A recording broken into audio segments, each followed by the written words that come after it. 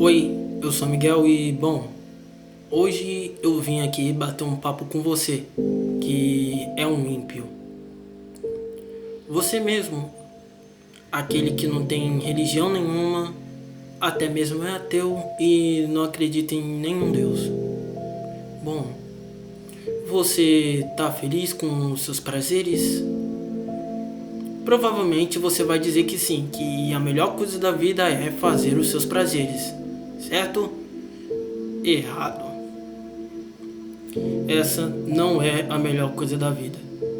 Porque até mesmo você sabe que às vezes os seus prazeres são coisas erradas. Muitas vezes você pode ter prazer em uma coisa, mas essa coisa não vai agregar em nada. Por exemplo, para você que é um adulto, que muitas vezes talvez não tenha um bom trabalho, ou um jovem talvez que esteja desempregado e não sabe nem o que vai ser da vida. Bom, você provavelmente deve ter pensado, se você abandonou a escola, é claro. Ai, cara, como seria bom se eu tivesse estudado para ser uma boa pessoa na vida. Por que eu não aproveitei antes naquela época? E bom, a resposta disso é bem simples.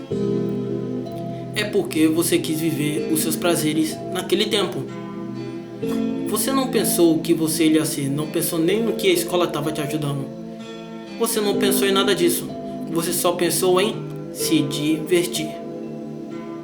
E bom, olha no que deu. Os prazeres da carne sempre acabam trazendo alguma dor. Por exemplo, você mesmo que pulou o carnaval. Que foi pro carnaval. Bom, você pode ter beijado várias pessoas, dançado várias músicas lá, visto aquelas mulheres seminuas e tal, e achado tudo isso incrível e maravilhoso. Sem se importar com nada, praticamente esquecendo de tudo.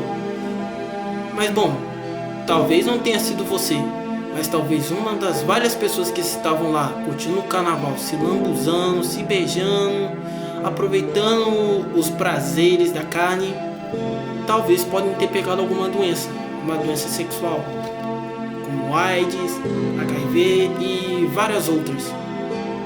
E bom, elas fizeram seus prazeres na hora, mas no que isso agregou? Bom, agregou só para o mal. Para você, por exemplo, que vive na luxúria, fazendo aquelas coisas, usando aquele seu braço para fazer aquilo. Bom, você mesmo sabe, isso dá um prazer. Mas no que isso agrega? Que depois você fica triste, sem motivação e arrependido, mas continua fazendo isso. A verdade é que nós temos tipo uma programação para pecar. E isso são os prazeres. Bom, alguns diriam que hoje em dia no Brasil não há escravos.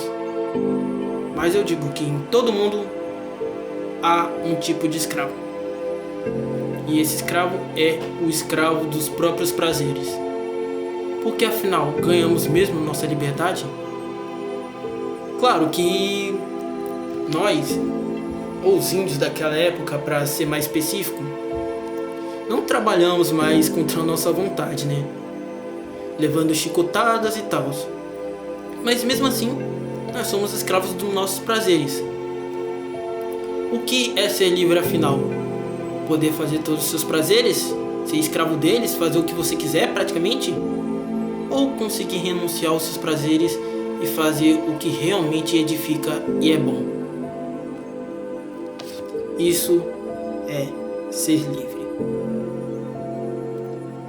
Quando você é cristão, você precisa renunciar às coisas que você fazia antes. E, bom, o seu velho eu. Porque você não pode continuar fazendo as mesmas coisas e dizendo que Jesus transformou sua vida. Até porque, querendo ou não, isso daí seria hipocrisia, né? Bom, é isso que eu tô falando. Jesus te ajuda a ser livre, porque Ele te dá a possibilidade de renunciar aos seus prazeres. e servir um bem maior.